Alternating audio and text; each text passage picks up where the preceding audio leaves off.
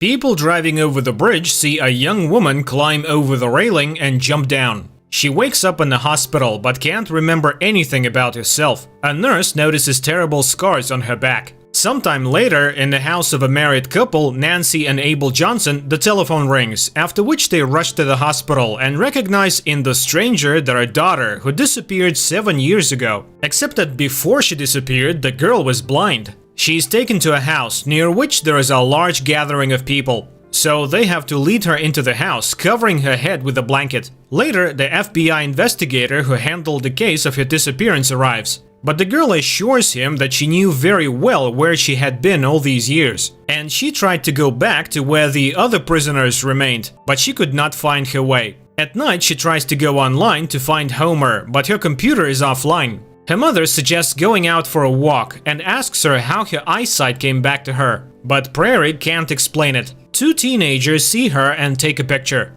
In the morning, one of them, Steve, gets an earful from his father. The teacher complained about him again. The girl again asks for the internet connection, but her mother, obeying the doctor's orders, refuses. So the girl climbs out the window and goes to an abandoned house where Steve's company gathers. Prairie asks the boys to share the internet, but Steve sets his dog on her. The company is shocked, but they can't argue with the leader. But Prairie bites the dog herself and whispers something to her. The shocked teenagers see the animal begin to lick blood from Prairie's wounds, and she silently gets up and takes her camera and leaves. The next day, Steve beats up a boy from his school and then comes to Prairie's house. He brings her a router and offers her a plea bargain. His father intends to send him to a school for troubled teens. Prairie agrees to help, but he in return must find 5 strong men and bring them to the abandoned house. The two of them drive to the store, where Steve helps Prairie choose modern clothes. Looking into the fitting room, he sees the horrible scars on her back,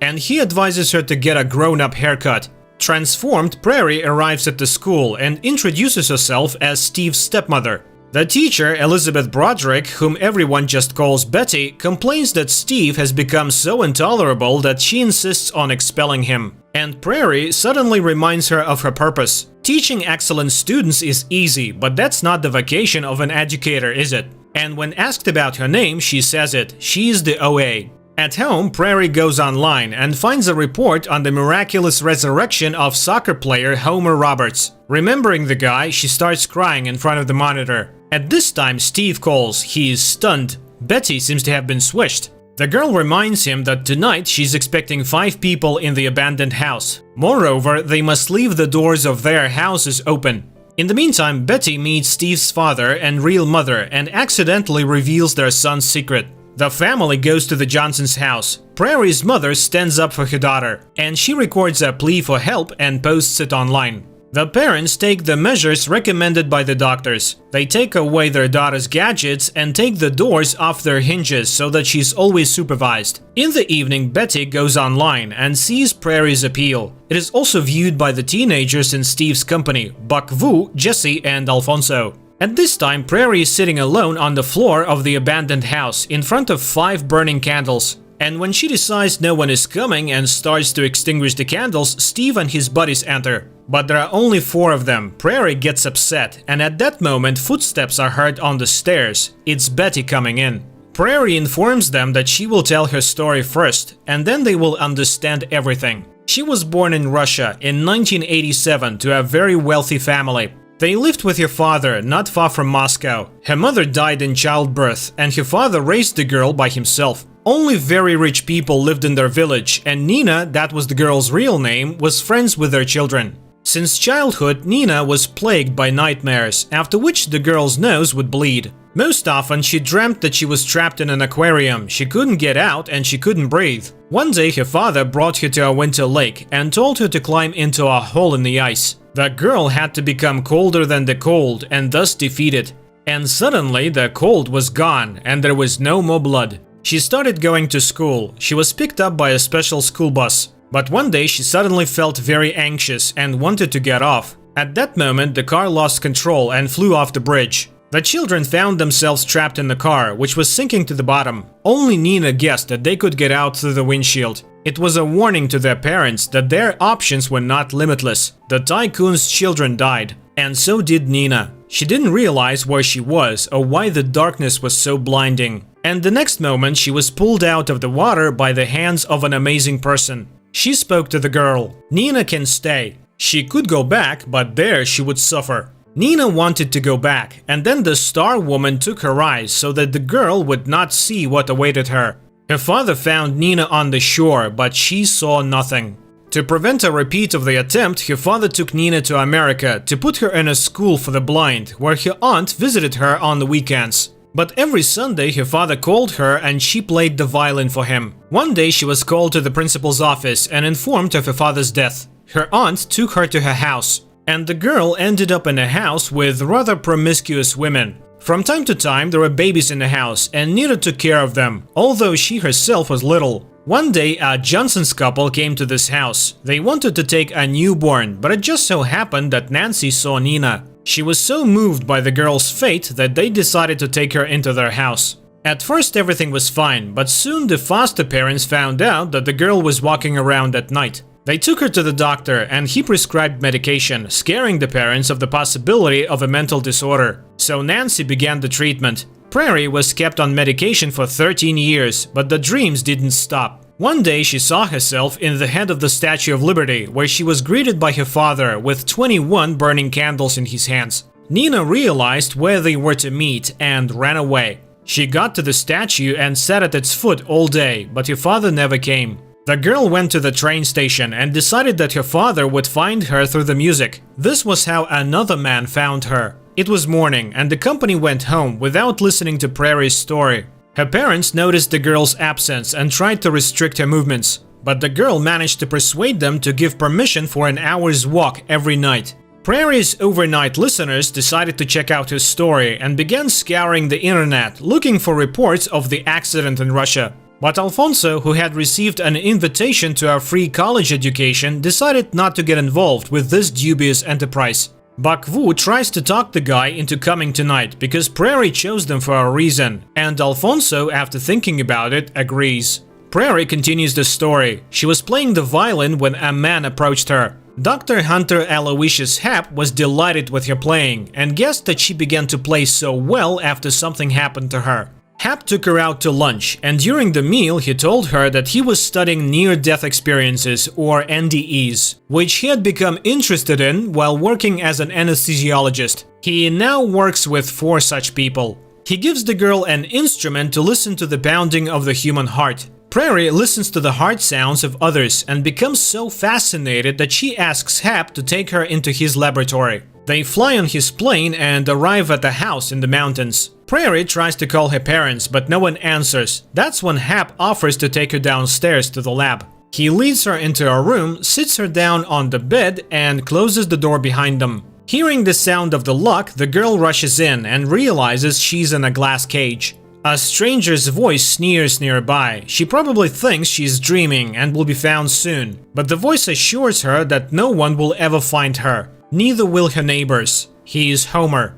The next night, Prairie remembers the days and nights she spent in the glass cage. Happ feeds them sublimated food, but the girl can't eat that, and she can't live without the sun either. One night she hears screams. Her neighbor Rachel demanded to know what the doctor had done to Augusta, but Homer persuaded the woman to calm down. Shouting would not do anyone any good. Morning came. Prairie's neighbors began to wash in the creek that ran right through their cells. The girl tried to drink from it and was told not to do so until they had washed up. At this point, Happ comes in and leads her upstairs. After standing in the sun for a while, she thanks the man and then fumbles for a loaf of bread and a knife on the table. And in front of Happ slices the bread and then, finding the refrigerator, pulls out a chicken and makes sandwiches, and then holds them out to him. The doctor is impressed and lets Prairie make sandwiches for everyone, and together they carry them to the other prisoners. Homer asks the girl to find his ring, which he has hidden in an upstairs bathroom cabinet.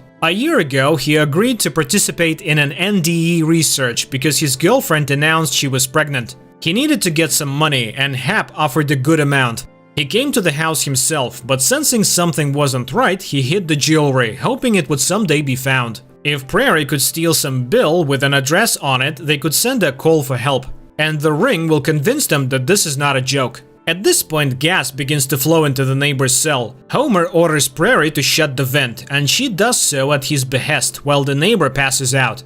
Interrupting the story, Prairie runs home. Alfonso accuses Steve of hurting the girl, and a fight breaks out between the guys. In the morning, Betty drives up to school and, sitting in the car, listens to her voicemail. First, the lawyer calls about the inheritance. Then she listens to a short phrase in her brother's voicemail many times. At night, Prairie continues the story. There, in the house, she realized that killing a man is not at all easy. The doctor had made her a housekeeper, thinking that her blindness was the guarantee of his safety. But she could hear Hap taking pills. It turned out that he suffered from insomnia and was forced to take sleeping pills. Prairie hatched a plan. One day, under the noise of a vacuum cleaner, she managed to get some pills out and hid them in a spice box. And she offered to make a soup for Hap from her childhood. It was fragrant borscht, and to tip it off, she asked the doctor to bring some fresh parsley. And while Hap went to get it, she put some sleeping pills into the pot. But the doctor decided to arrange the meal together and set the girl down at the table. After tasting some borscht, she suddenly began to choke. It turned out that the man was allergic to tomatoes. He sent Prairie to the bathroom to get some medicine. But when she went inside, she remembered Homer's request and found the ring, but she accidentally dropped it. Trying to find the ring, she suddenly stumbled over the girl's body in the bathroom. Overcome with terror, Prairie found the ring. Just then, Hap burst into the bathroom and managed to give himself a shot. He sent the girl to clean up the kitchen, and she managed to get some leather out of the general stack. Back downstairs, she hands the found items to Homer through a small hole in the creek bed. The men describe the kidnapper's description and their details and addresses. Now they have to hand it over to Prairie, but the current snatches the package from her hands, and the last hope floats away into the dungeon. Trying to calm down the sobbing girl, Homer makes her jump. And soon she begins to smile, and the guy encourages her. They'll try again. Rachel suddenly confesses that she used to sing in the church choir. Before that, she and her little brother ran away from their abusive father. But they had an accident on the way and died. Except she came back to life and found the voice she never had. And now she dreams of singing for her little brother. And Homer would go with his son to places he hasn't been yet. He asks Rachel to sing for them. The girl turns away and sings. In the morning, Prairie makes coffee for the doctor and then suddenly pushes him down the stairs. And as he falls, she smashes the window with a frying pan and runs into the woods, hearing the cheering cries of the captives behind her. But suddenly she stops on a high cliff and gets hit on the head. The girl wakes up in a surprisingly beautiful place and suddenly realizes that she can see. And then it hits her. She has died for the second time in her life. She sees a small house ahead and walks towards it. Opening a wooden door with a round window, she goes inside and finds herself in a starry space where the old acquaintance of hers, Cartoon, is sitting. She is happy to see the girl and again offers to let her stay. Then the suffering and pain will disappear, but Prairie cannot abandon the prisoners. Cartoon is sympathetic. She cannot get out of there. She offers to go fishing for Prairie and pulls a bird out of the water. It will show her the way to another place, unknown to humans, but to get it you have to pay. Prairie runs to the door and looks out the window to see her father. She cries out, but he can't hear Prairie. Cartoon suggests she go to him and find peace, or take the bird and discover her destiny. But Prairie chooses the path to the captives. Cartoon holds out the bird. It must be swallowed. And then everything she needs will be inside. But all five must try, so Prairie swallows the bird. She regains consciousness on the bed at Hap's house. He apologizes for hitting her, but he was afraid for her life because she was standing on the very edge. And she hides the fact that she has learned to see. The doctor can't let her go, so he gives the girl an injection. After the doctor brings Prairie back downstairs, she shares her experience with Homer. There is a divine mystery inside her, which is expressed by the girl's strange movements. She tells him that she died a second time. And now she knows that in order to escape, she must find out what the doctor is doing to them. But how? After all, the gas erases all memories. Prairie claims that they are all angels and she can now see. It is time to interrupt the story and the people go home. In the morning, Betty goes to see a lawyer and learns that a relative has left her a $50,000 inheritance. The next day, Steve and Jesse go with Betty to the clinic to get her brother's things. The boys are shocked by the collection of CDs of the departed man, and when Steve puts on his ski suit, the woman is amazed at his resemblance to Theo. Meanwhile, Prairie takes a course from an FBI psychologist. He reminds her she's not a prisoner here and can decide for herself what to say and what to do.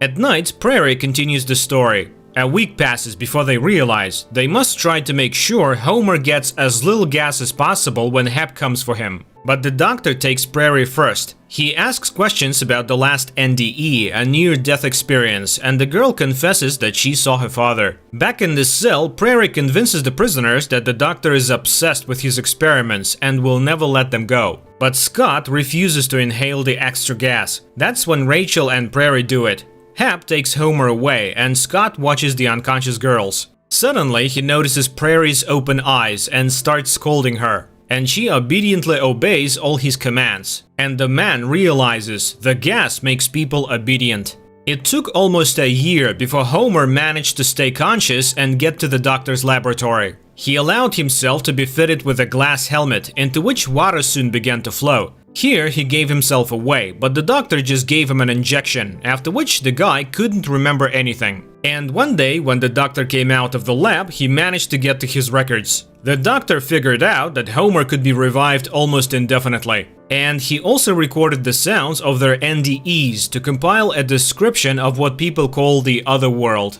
But at the most interesting point, Homer was forced to interrupt himself. Hap was coming back. The prisoners understood the doctor was looking for proof that death was not the end. Years went by. One day it dawned on Prairie that while in the NDE, Homer must find something alive and swallow it. But it didn't take long for the guy to die conscious until one day he found himself in a vent. He collapsed from the ceiling and ran out into the hole, in the middle of which stood a pentagonal aquarium. Homer snatched an anemone from it and swallowed it. Immediately, he regained consciousness in Hap's laboratory. At night, he told Prairie what had happened, but he does not feel any change in himself. Prairie explains Katoon assured her that they would work it out, and she gave her real name, Away. Immediately, she sees Homer involuntarily perform a strange movement. Cuba. Dr. Hunter goes to a concert of an unusual guitarist and is fascinated by her playing, while Homer and Prairie study the movements that came to them in a near-death experience.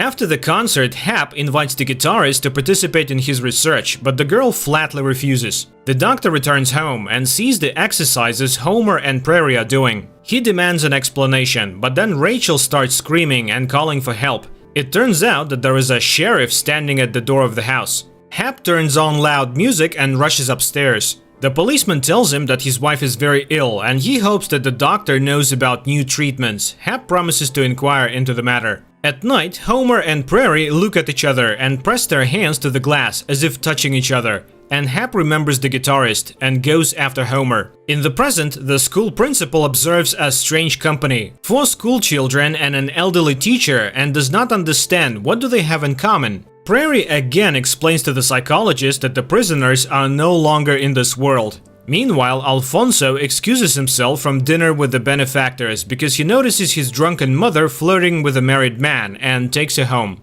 And then he discusses with Buck the terrible change in the man. After all, Hap was young too. What if they change too? But his friend abruptly interrupts his musings. Prairie continues the story. Homer wakes up in Hap's plane and is very frightened. He hasn't seen the sun for a very long time. The doctor puzzles the guy. He's going to help him with one thing, but he should not do anything wrong or his friends will die in their cells. Despite the warning, Homer escapes from the hotel room where they arrive. He tries to ask for help, but those around him do not understand him. They speak Spanish. He runs outside and runs into Hap, who orders him back. He has warned the staff about his son's mental illness, so no one will come to help. In the evening, he takes the boy to dinner, but there is no way Homer can settle in until the guitar starts playing. Hap orders the boy to meet the girl and invite her to his room. He complies, but behaves very stiffly. That's when the girl takes the initiative. The doctor listens to the sounds of lovemaking from Homer's room and then turns on the broadcast in the basement.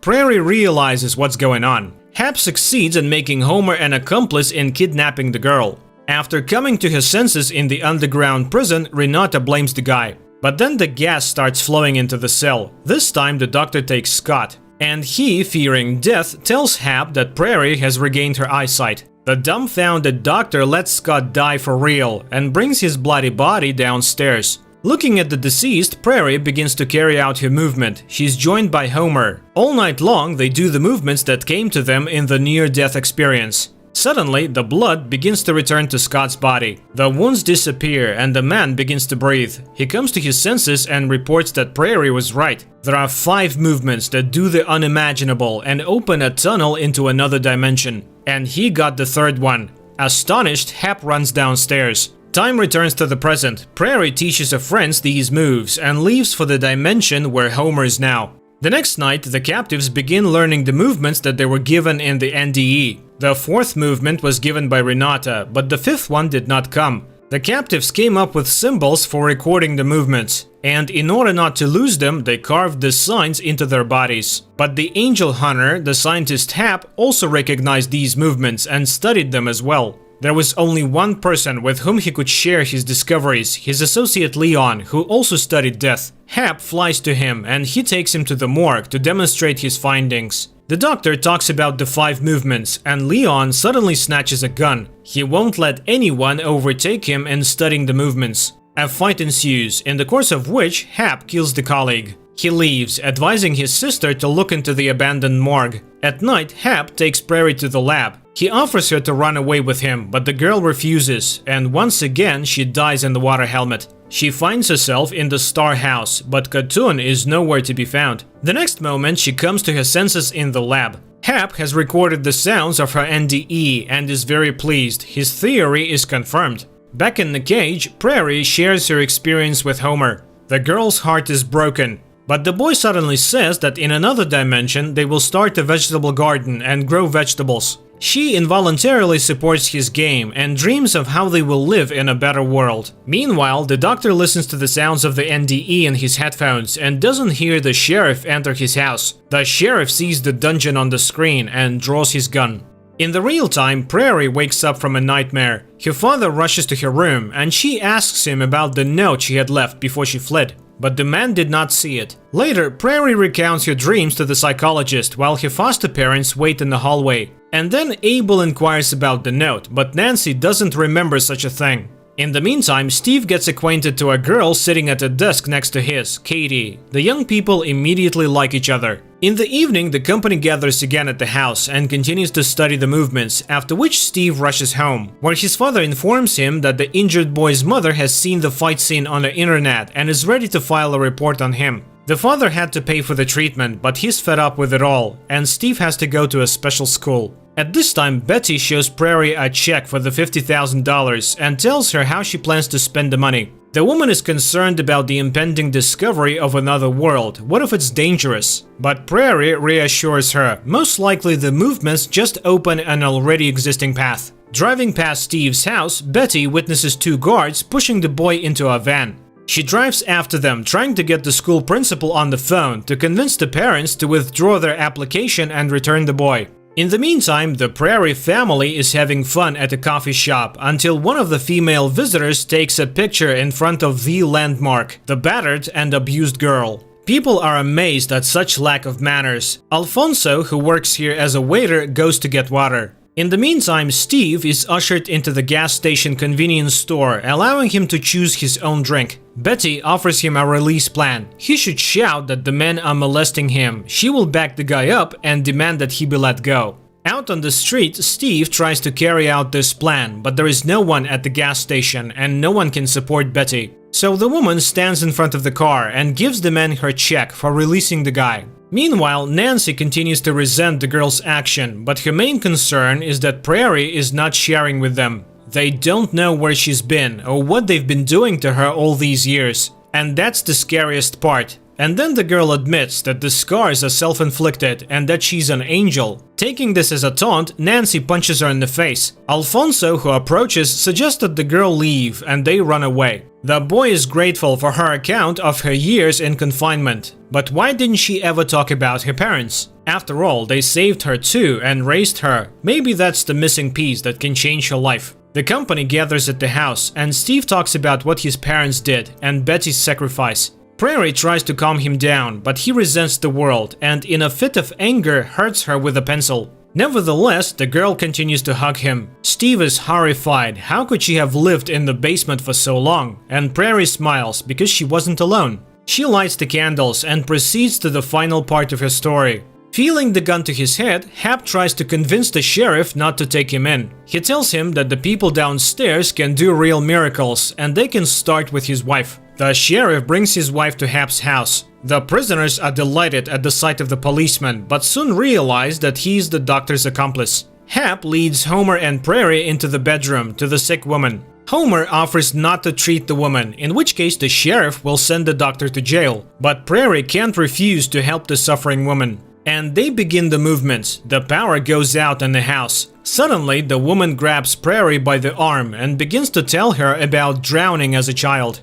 This is when she was handed the fifth movement for the angels. She survived just for that and is ready to show it. At this point, the sheriff runs into the room and hugs his wife, but Hap shoots him in the back. He locks up Homer and Prairie gets a shot that makes her lose consciousness. She regains consciousness in a moving car. The doctor kicks her to the curb. He doesn't need her anymore. Even if she does come back, they won't be there anymore. They will be gone in another dimension. Prairie tries to catch up with him, but can't. And at this point, her story is interrupted by the boys and Prairie's parents. They all came looking for the children. Later, Abel and Nancy try to talk to the other parents, but nobody wants to talk to them. Only Alfonso promises to prove that their daughter's story is true. Prairie finds herself in the thick of the scandal again. The phone is constantly ringing in the house and she is hounded by journalists. The family is forced to hide out in a hotel. As she sees her parents' despair, Prairie tells them about her experience. And in the morning, Nancy gives Abel her note, where the girl apologizes and promises to return after she finds her father.